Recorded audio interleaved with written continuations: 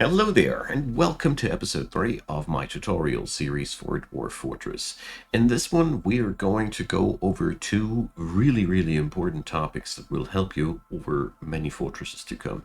First off, I will breach with you through our first Aquifer. So this is the wet stuff down here. This will be chapter 1, and chapter 2 will be a kitchen setup and the preparations for the farming. In the episode after, we're going to go for farming and irrigation. I decided to put that into a separate episode because there's really quite a lot of meat to the bone.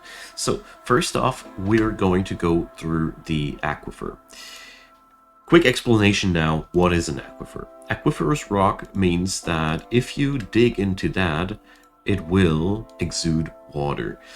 It will only stop doing so if the walls have been smoothened or replaced by walls. Here, for example, we have a aquifer made out of sand, so we cannot smoothen these walls. Smoothing or replacing with walls are the two things that help.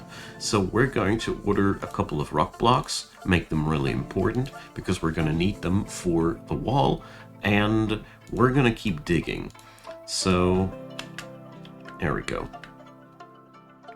When you do this, you will have to reassign a lot of your digging jobs, because whenever the game realizes that there's wet ground around, it becomes quite obsessed with the idea that you're not allowed to dig through it anymore. So here we have another layer of non-stony walls. We're going to make more rock blocks. Feel free to automate the production of these as well if you want to go for it. So we're going to continue now until we have hit rocky soil. Here we go. And here we now designate smoothing. You find that, I was a little bit quick here, in that menu here. And this is the first thing. So you can smooth out rock. And if you are insecure whether or not it's rock or not, just try to assign this job to it. If it's not rock, the job won't stick. Alright, so we're going to dig yet another tile deeper. And as you might have noticed, there's pretty much nothing happening so far.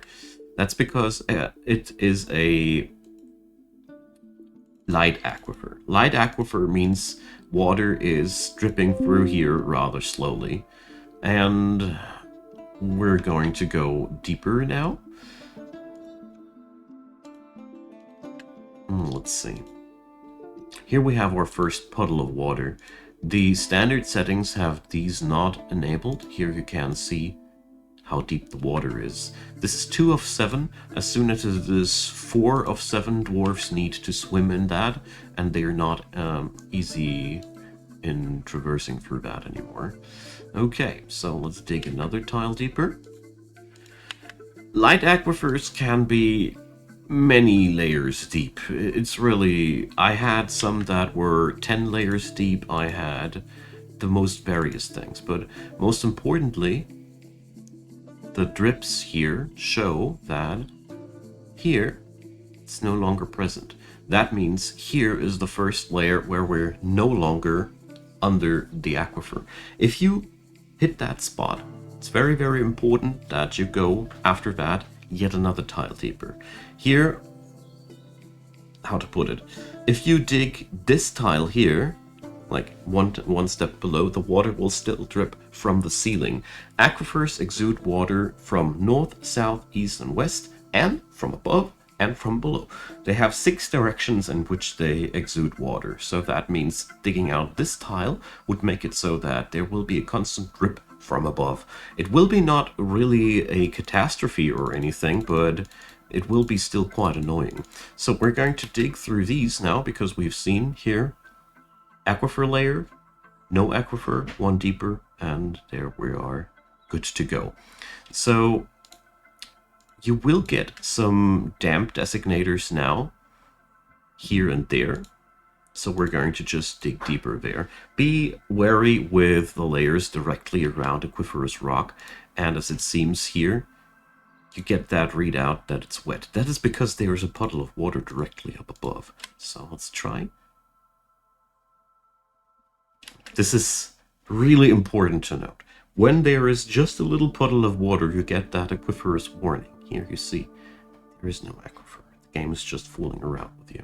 And with these things, you can't get done with all the aquifers. I'm going to show you now how to deal with them if you can't smooth the walls. So in this scenario, it's a little bit tedious. You just dig out those 4 directions. And then you order walls in every one of these corners.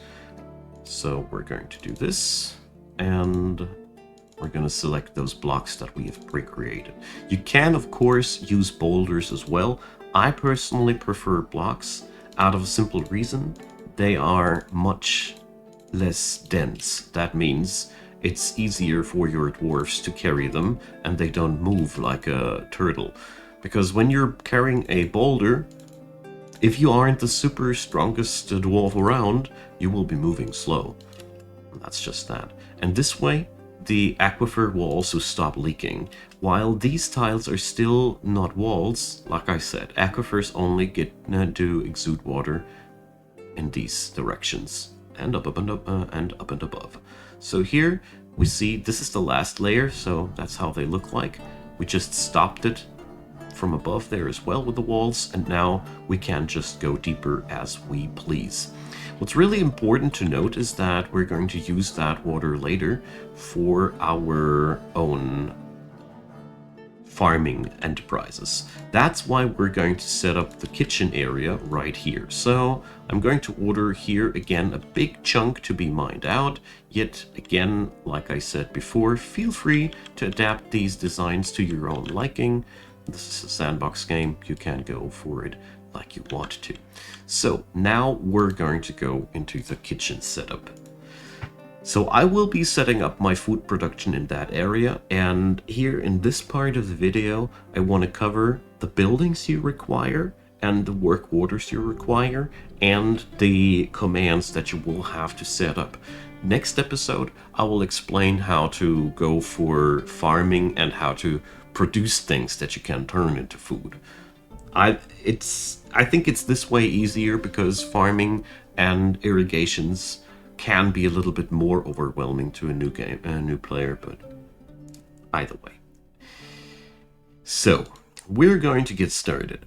Farming, you get into this menu here with the workshops, and the first thing that we require is a still. This is where we make alcohol. Your dwarfs are notorious alcoholics, so you need that. One quick word about dwarven food and drink policies. Dwarves need about 3 times as much drink as they need food, if that's even a correct ratio. Correct me where I stand wrong. Either way, you need much more drink than you need food. Your dwarves also need booze. When you click on them here, I think it is... don't know where it was. Personality? Somewhere around there, here. There, personality traits. She needs alcohol to get through the working day. This means the moment they have to drink water, they become really, really angry with life. They don't like life anymore. So that's just what it is. I'm gonna put up a order for rock blocks now. We've learned in the last episode how to do that. So I'm gonna make sure that there's always gonna be 10 rock blocks in my fortress, so we can always use these for our workshops in the future. For now, I'll be just building my stills with the andesite rocks around me. It's okay. Sometimes you can also use boulders. I only don't use boulders because they are heavy and they take a long time to be carried around. But if you have to carry it just that short kind of distance, it's not a big deal. So we got the still. Now, butcher goes in there as well because I like to put my butchers right next to where I have my kitchens and all these things. And right next to the butcher always belongs a tanner, because the moment you have butchered something, there's always a hide to tan, and it's pretty useful if you have these 2 industries right next to each other. What we're setting up here is a small scale business. We're just getting our feet wet here and we're just getting started. Later we're going to pump up the ratios of these, but at the beginning of the game you will get through with this setup for many years to come. So we also need now a fishery. If you have a fisher dwarf employed, without a fishery you cannot eat the fish that you catch, it's mandatory to process fish into actual food. The good thing about that, it's fully automated. Your dwarves will automatically pull the fish from your storage stockpiles in there and process it into food. So, really good stuff. Now, we're going to need the Farmer's Workshop next. The Farmer's Workshop is very much jack of all trades in the food industry. This is where you shear animals, where you milk animals, where you do all manner of different things, process plants into bags, and yeah, it's very much of a diverse workshop, but it's a very, very important one for the entire food industry, and it's absolutely vital that you have at least one of these. Most of the time, you need a couple of these more. Now, before we now build the last building, or while we build it, it's very important though that you mind these steps diligently. So, the kitchen. I did put that up as the last thing because this is the one item of your farming that requires the most setup. So, the kitchen processes, like the name implies, stuff into food. So far, so good. The thing about Dwarf Fortress, though, is that crops behave weird. So whenever you process a crop into alcohol, you retain a seed. Whenever a crop gets eaten by a dwarf, you keep the seed. Whenever you cook a crop into food, you lose the seed. Brilliant, isn't it? So to not lose our farming seeds right from the get-go and to multiply them properly, we're going to go now into the labor menu here. That's the hammer, or hotkey Y. And here we go now for the first time in the kitchen menu. So here in the kitchen menu, you can designate how the stuff in your possession shall be processed. So plump helmets are mushrooms that we're going to process into alcohol. And as you see here, they're also allowed to be cooked. The very first thing you should do is forbid the cooking, because otherwise those mushrooms will be processed into food, and like I said, you will lose the seeds. And this is one of the, I'd say, top 10 ways how a fortress dies too early, because you accidentally cook away your plump helmets or anything like that.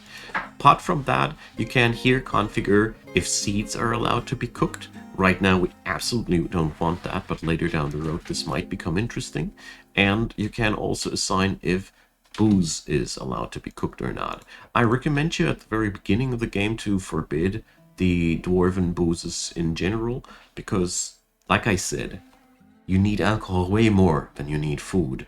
And if you keep this allowed, most of the time your cooks will process all the booze into food, and you will end up with too much food and almost no drink. I've had several really bad experiences with keeping these allowed at the beginning.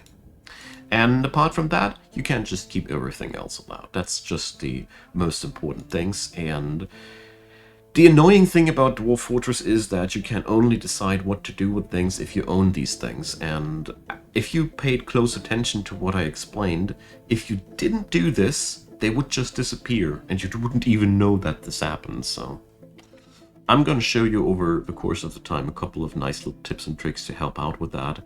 But for starters, we have now our basic kitchen almost done. So the last thing that we're going to go over before the video ends is now the necessary work orders to kick this thing into motion, because right now, except for cleaning some fish, we won't be doing anything. So let's head on over to the work orders menu, hotkey O. We're going to assign now the standard work orders that you will require. So first off, we want to make sure that we have food. So we head on over to the kitchen, and we can now prepare, for starters, easy meals. The differences between these meals are two things. First off, they make you happier when you eat them, the higher the quality. And the second thing is they require more different ingredients, the higher the quality. So since we're just starting out, we're going easy on us and we're preparing easy meals. So we're going to tell the game that we want to have always a stockpile of unrotten prepared meals of, let's say, 500. That's a pretty solid number. to start with, and we can keep it like that. So right click now to get out there. I keep this number of designations online because, you know, I don't mind if I have too much food on me. That's really not a big deal. And this setup now will take care that we have 500 meals. We have taken care that we don't cook away anything that we don't want to cook away, so it's all good. Now, off to the still. You will find it down here. At the still, you can brew drinks from fruit and from plant. I always assign both of these jobs, so both materials will automatically get processed if I get my hands on them. So, brew drink from fruit. We get into the configuration, so we're going to say, unless drink amount is less than 2,000, go for it. 2,000 is a solid number for a drink, I know that, but it is enough for late game numbers. 2,000 drinks are a solid stockpile. If you are an angsty person, 3,000 to 5,000 are also quite good for the occasional crisis. But these are numbers for fully stocked out fortresses. At the beginning of the game, you will last with 400 to 500 drink really well for a while. But don't underestimate how quickly that stuff gets drunk, whatever. So we're almost done, but there's one really nasty thing, or well, two things we need to do. First off, your breweries or your stills can only put their drink into a container, so we gotta make sure that we got the containers on mass production as well. So we're going to go back for the work order menu, hotkey O, or this clipboard icon here. So there's two things how you can put up these containers. For one, you can use barrels, which are made either at the smithy out of metal or out of wood at the carpenter. But wood is a not everywhere available material, and I personally have a way more easily acquirable method here. At the Dwarf's workshop, you can make rock pots. So let's see, can I here, rock pot. This is equivalent to a barrel in any way. It's just made out of rock. Its downside compared to a barrel is that it's typically heavier, which means the people carrying these things will move slower than with a barrel. But that's all. It's the only downside comparatively. So I made it so that we always have 10 empty large rock pots available. These suggested conditions are top-notch. They're really good, and they will get you through the game until you know how to configure these yourself. I'm going to show in the series, of course, as well. So with this setup, you have everything up and running. You have food, you have drink, and you have the containers for your drinks. The only thing that we're missing now are stockpile zones. Very important that we also put up stockpile zones. So I'm going to be setting them up and expand them later when these areas are properly built. So for the first time, we're now going to go and build a specialized stockpile. So we're going to go over that and accept here. And like we did it before, we can totally change the outlook and the configuration there quite easily. So you go now over to custom, and this stockpile is for me, first off, the stockpile for drinks. So we go over to the food tab and click here, all and all. So here we go. I think that's it, yeah. All the drinks either made out of animal parts or plant parts will be transported here. Brilliant. Right click, seals it off. And the other stockpile that we will require now is another one for food. So we create a new one, customize. So I like to do it like that. I go for all, and now I exclude the drinks, and now everything else will land here for starters. I'm going to exclude the seeds as well, because I know that I want to store them elsewhere when we're starting out with the farming. But for starters, this setup is easy to understand, easy to pick up, and it gets you where you want to be. So the next thing I'll do here is I'll be deleting this stockpile, because we won't be needing it anymore. I also will delete the wagon now. And the last thing we're going to do, oh dang, that should have been in the last episode already. My bad. I'm very sorry. We are going to set up a meeting area here, inside there, and we leave it like that. So everybody who wants to chill out and hang out somewhere will now go here for starters. So the items up here are safe. Even if I deleted the stockpile zone, they will just get transported downstairs. Okay, so after all this, now today, you will have all you need to produce food. Your dwarfs will now scuttle off and produce food autonomously, and as you see here, drinks are being brewed with the barrels that we already have, and these containers, they don't get used up or anything. They will be recycled. The dwarven wine will be emptied out of the barrel, and the barrel will remain, of course. So, my friends, that's that for this episode. I thank you for watching. Next episode, we're going to set up an irrigation system, and we're going to go over farming. So I'm really looking forward to that. Feel free to drop me a thumbs up. A subscription would be really welcome, and if you want more Dwarf Fortress tutorials, the description box is full with playlist links of the stuff that I did so far. And as usual, I want to thank the supporters of this channel. I deeply appreciate you guys, and of course, if you want to join on in, there's Patreon, PayPal, and Buy Me a Coffee. Links are in the description box below. Thanks for watching this video. I hope you had a good time. Have fun with Dwarf Fortress. Next time we're gonna start irrigations and farming. See you there, I hope.